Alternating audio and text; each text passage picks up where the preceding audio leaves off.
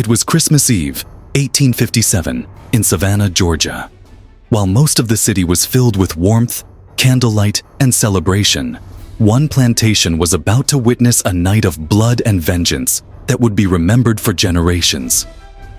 The woman at the center of this story was named Phyllis.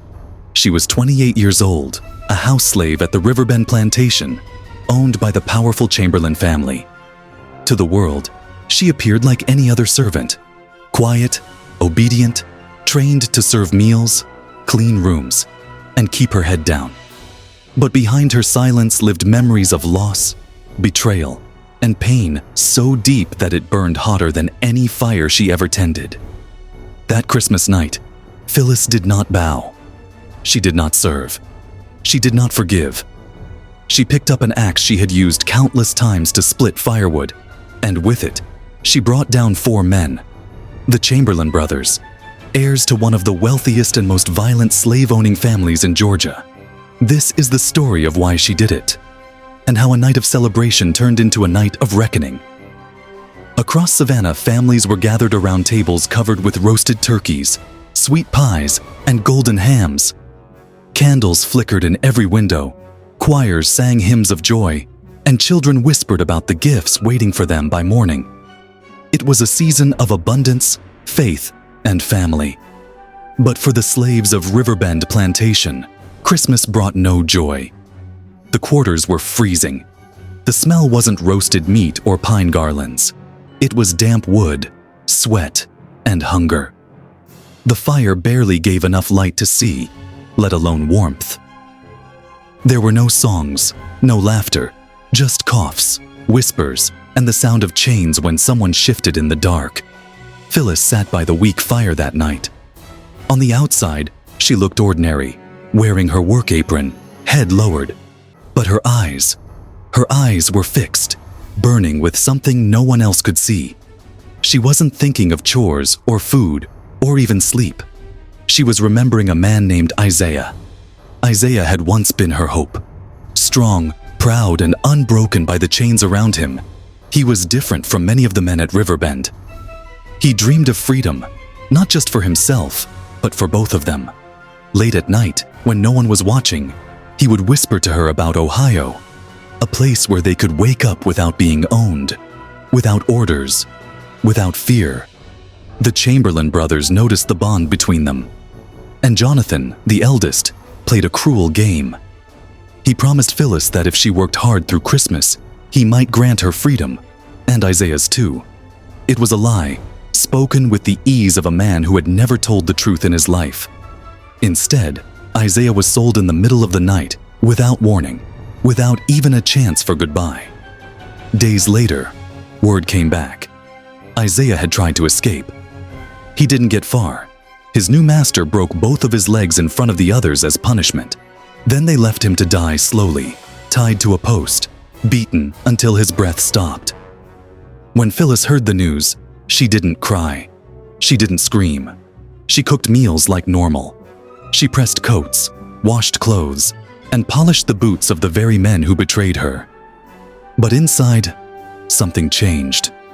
She wasn't human to them. And now, she stopped being human to herself. What was left inside her was not grief anymore. It was ice, patience, and the memory of Isaiah's last words to her. Wait for me. The Chamberlains were 4 men who believed themselves untouchable. Jonathan, the eldest, pretended to be a thinker. He quoted Latin and scripture, but ordered brutal punishments without raising his voice. Paul hid behind charm and smiles, but his cruelty came in other ways. He preyed on young girls, children really, convincing them it was a favor to be chosen by him. Samuel wore a preacher's robe and carried a Bible, twisting religion into a weapon.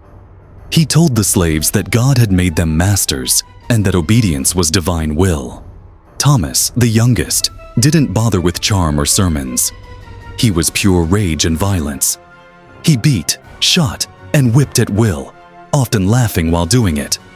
4 brothers, 4 masters, 4 monsters dressed as gentlemen.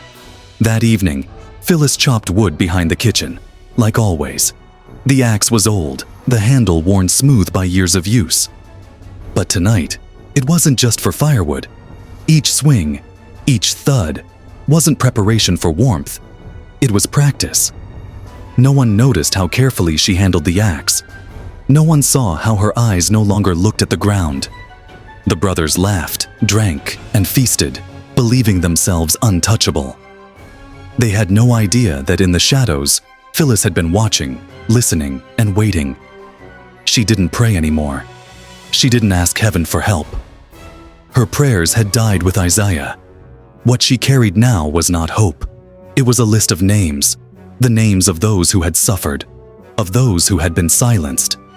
Every name was a heartbeat in her chest, pushing her toward midnight. When the clock struck midnight, the night of vengeance began. Jonathan was the first.